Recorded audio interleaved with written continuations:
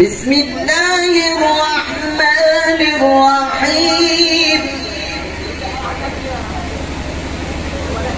ألم تر كيف فعل ربك بأصحاب الفيل ألم يجعل كيدهم في تضليل وأرسل عليهم طيرا أبابيل ترميهم بحجارة من سجيل فجعلهم كعصف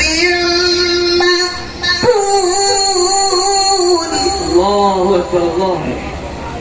نفس واحد ما شاء الله عليه. بسم الله الرحمن الرحيم. بإيلاف قريش إيلافهم رحلة الشتاء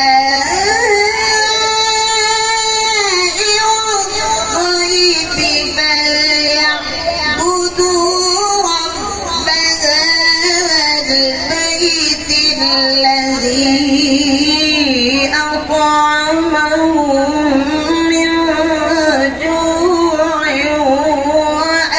وآمنهم من خوف. الله الله الله.